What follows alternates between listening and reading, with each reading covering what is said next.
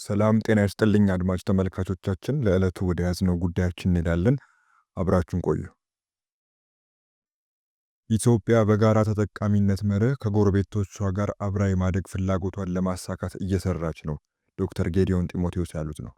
ኢትዮጵያ በጋራ ተጠቃሚነት መርህ ከጎረቤት ሀገሮች ጋር አብሮ የማደግና የመበልጸግ ፍላጎቷን ለማሳካት በቁርጠኝነት እየሰራች መሆኑን የውጭ ጉዳይ ሚኒስትር ዶክተር ጌዲዮን ጢሞቴዎስ አስታወቁ። ሆርን ሪቪው የተባለ ቲንክ ታንክ ከአዲስ አበባ ዩኒቨርሲቲ ጋር በመተባበር ትላንት የፖሊሲ ፎረም አካሂዷል። በፎረሙ የዲፕሎማቲክ ማህበረሰቡና አጋር አካላትን ጨምሮ ፖሊሲ አውጪዎችና ምሁራን የታደሙ ሲሆን የውጭ ጉዳይ ሚኒስትሩ ዶክተር ጌዲዮን ጢሞቴዎስ በአፍሪካ ቀንድ በተለይም በኢትዮጵያና ኤርትራ መካከል ያለውን ነባራዊ ሁኔታ በተመለከተ ማብራሪያ ሰጥተዋል። በማብራሪያቸውም በአፍሪካ ቀንድ ቀጠና ግጭትና አለመረጋጋት ዋነኛ መገለጫ እየሆነ መጥቷል በሚል ከሁሉም የሚዲያ አማራጮች መስማት የተለመደ ነው። ቀጠናው ሰፊ የሚታረስ መሬት፣ የውሃ ሀብት፣ እምቅ የተፈጥሮ ማዕድንና ጠንካራ ሰራተኛ ህዝብ ያለው መሆኑን አመልክተው በአካባቢው በሚፈጠሩ ግጭቶች ዘላቂ ልማትን ለማረጋገጥ አዳጋች እንዳደረገውም ተናግረዋል። ኢትዮጵያ ይህን ለረዥም ጊዜ የልማት የሰላምና የደህንነት ስጋት የሆነውን ቀጠና ለመቀየር በመሰረተ ልማትና በኢኮኖሚ ትስስር እንዲፈጠር ጥረቶች እያደረገች መሆኑን ገልጸዋል። የኢትዮጵያ የውጭ ጉዳይ ፖሊሲ ቅድሚያ ለጎረቤት የሚሰጥ ከሁሉም ጋር በሰላማዊና በጋራ ተጠቃሚነት መርህ አብሮ የመስራት ዓላማ መያዙን አንስተዋል። ኢትዮጵያ ከጎረቤት ሀገሮች ጋር በሰላማዊና በጋራ ተጠቃሚነት መርህ አብሮ የማደግ ፍላጎቷን በመሰረተ ልማትና በኤሌክትሪክ ኃይል ትስስር በተግባር ማሳየቷንም አብራርተዋል። በአሁኑ ወቅት እያደገ ከመጣው የኢትዮጵያ ህዝብ ቁጥር አኳያ እንዲሁም እየተመዘገበ ያለውን የኢኮኖሚ እድገት ለማስቀጠል የባህር በር ወሳኝ መሆኑን ጠቅሰው ቀደም ባሉት ዓመታት የባህር በር የነበራት ሀገር ኢፍትሐዊ በሆነ መንገድ እንድታጣ መደረጉን አብራርተዋል። ኢትዮጵያና ኤርትራ አንድ ሀገር እንደነበሩ ያስታወሱት የውጭ ጉዳይ ሚኒስትሩ በወቅቱ ኢትዮጵያን የመሩ መንግስታት ኃላፊነት በጎደለው መልኩ ኤርትራ ከኢትዮጵያ እንድትገነጠልና ከባህር እንድትነጠል ማድረጋቸውን አመልክተዋል። በኢትዮጵያና በኤርትራ መካከል ለዘመናት የዘለቀው ግጭት መነሻ ከድንበር ውዝግብና ከባህር በር ፍላጎት የተሻገረ መሆኑን ጠቅሰው ይህም የኢትዮጵያን የሰላምና የልማት ፍላጎት በየጊዜው የሚገዳደር መሆኑን አመልክተዋል።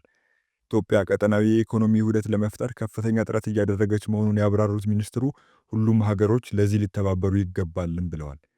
የውጭ ጣልቃ ገብነትን መከላከልና የንግድና ኢንቨስትመንት ግንኙነትን ማሳደግ ለቀጠናዊ ኢኮኖሚ ውህደት መሳካት ወሳኝ መሆኑንም ነው ያነሱት። እንደ ሚኒስትሩ ማብራሪያ በቀጠናው ሰላምና መረጋጋት እንዲሁም ዘላቂ ልማትን ለማምጣት የዓለም አቀፉ ማህበረሰብ ድጋፉን ማጠናከር አለበት።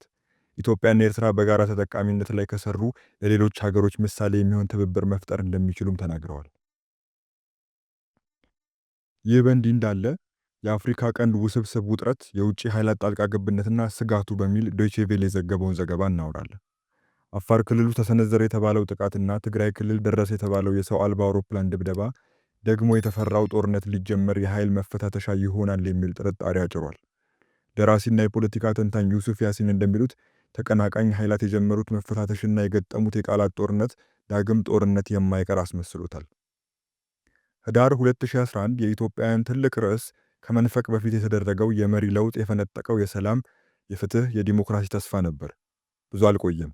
በየአካባቢው የጎሳ የግዛት ይገባኛልና የፖለቲካ ግጭቶች በተለይም ምዕራብ ኦሮሚያ ውስጥ እንደ አዲስ የተቀጣጠለው ውጊያ ተስፋውን ያጠወልገው ያዘ። ህዳር 2013 ሰሜን ኢትዮጵያ ውስጥ አዲስ ጦርነት ተቀሰቀሰ። ከሁለት ዓመት በኋላ ህዳር 2015 የአብዛኛው ኢትዮጵያ ርዕስ የጦርነቱ መቆም፣ ጦርነቱን ያስቆመው ስምምነት እንዴትነትና ገቢራዊነቱ ነበር።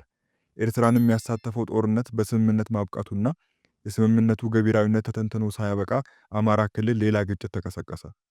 ዘንድሮ ህዳር ደግሞ የኢትዮጵያ መንግስትና ደጋፊዎቹ በአንድ በኩል፣ ህዝባዊ ወያኔ ሓርነት ትግራይ የኤርትራ መንግስትና ተከታዮቻቸው በሌላ በኩል ሆነው የሚወራወሩት የጠብ ቃላት የሌላ ጦርነት ስጋት አስከትሏል።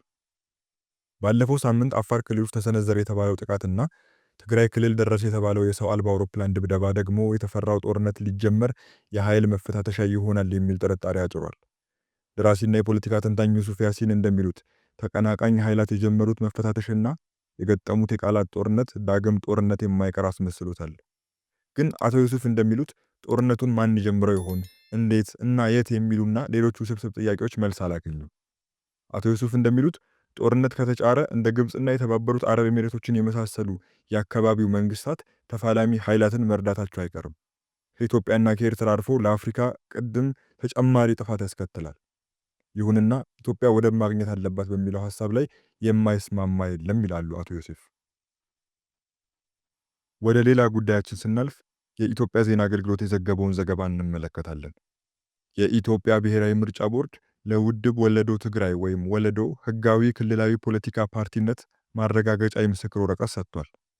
ለትግራይ ክልል አማራጭ የፖለቲካ ሐሳብ ለማቅረብ ወጣቶች የፖለቲካ ፓርቲ በመመስረት ህጋዊ ማረጋገጫ እንዲሰጣቸው ለኢትዮጵያ ብሔራዊ ምርጫ ቦርድ ጥያቄ ማቅረባቸውም ተመላክቷል። በዚህም መሰረት የኢትዮጵያ ብሔራዊ ምርጫ ቦርድ በአዋጁ በተሰጠው ስልጣን መሰረት ለውድብ ወለዶ ትግራይ ወይም ወለዶ ህጋዊ ክልላዊ ፖለቲካ ፓርቲነት ማረጋገጫ የምስክር ወረቀት ህዳር 5 ቀን 2018 ዓ.ም መስጠቱን አስታውቋል። ወደ ሌላ ጉዳያችን ስናልፍ በኢትዮጵያ ሰላማዊ የፖለቲካ ትግል በህዝብ ዘንድ ተቀባይነት የሚያስገኝና አገርን ወደፊት የሚያራምድ አማራጭ የሌለው መንገድ ነው ሲሉ ተፎካካሪ የፖለቲካ ፓርቲዎች ገለጹ። በኃይል አማራጭ ስልጣን ለመቆጣጠር የሚደረግ ትግል በየትኛውም የህግ ማዕቀፍ ተቀባይነት የሌለውና በወንጀል የሚያስጠይቅ መሆኑ ይነገራል። በኢትዮጵያ የቀደመ ታሪክ ስልጣንንም ሆነ የፖለቲካ ፍላጎትን በዴሞክራሲያዊ መንገድ በውይይት ከመፍታት ይልቅ በኃይል አማራጭ ለማስፈጸም አዝማሚያዎች በተደጋጋሚ እንደሚታዩ የታሪክ ሰነዶች ያሳያሉ።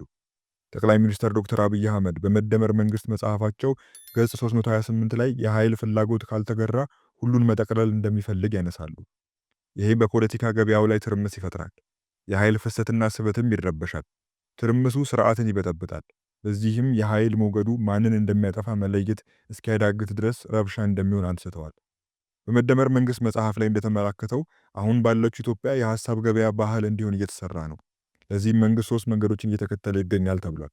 እነዚህም ሀገራዊ ምክክር፣ የፖለቲካ ፓርቲዎች ምክክርና የህዝብ መድረኮች ናቸው።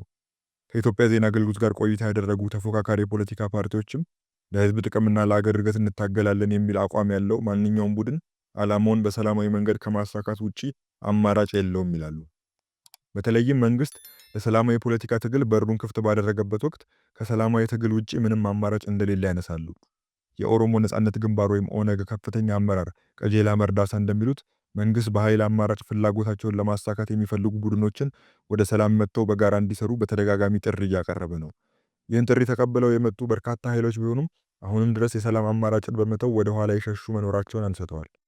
የህብር ኢትዮጵያ ዴሞክራሲያዊ ፓርቲ ምክትል ሊቀመንበር አበራ በቀለ በኢትዮጵያ በኃይል ፍላጎትን ለማሳካት መሞከር ጊዜው አልፎበታል ይላሉ።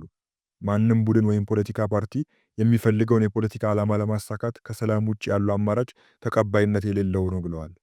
የቦሮ ዴሞክራሲያዊ ፓርቲ የውጭና ዓለም አቀፍ ግንኙነት ዘርፍ ኃላፊ ዶክተር መብራቱ አለሙ በበኩላቸው የሀገርን ሰላም ማረጋገጥ ለአንድ አካል የሚተው አለመሆኑን ያነሳሉ። የታጠቁ ኃይሎች አለን የሚሉትን ጥያቄ ወደ ውይይት እንዲያመጡ ተደጋጋሚ ጥሪ እየቀረበ መሆኑን አመልክተው ለዚህም ሀገራዊ ምክክርን የመሰሉ አማራጮች መቅረባቸውን አንስተዋል። እንደ ተፎካካሪ ፓርቲዎቹ ገለጻ የሰላማዊ ትግል አንዱ ዓላማ ለህዝብና ለሀገር የሚጠቅሙ አጀንዳዎችን መቅረጽና በሐሳብ ልዕልና መንግስት እንዲቀበለው ማስገደድ ነው። በአንዳንድ አካባቢዎች ፍላጎታቸውን በኃይል ለማሳካት የታጠቁ ተፎካካሪ ፓርቲዎችም ሆነ ሌሎች ቡድኖች ወደ ሰላማዊ ትግል እንዲመለሱም ጥሪ አቅርበዋል።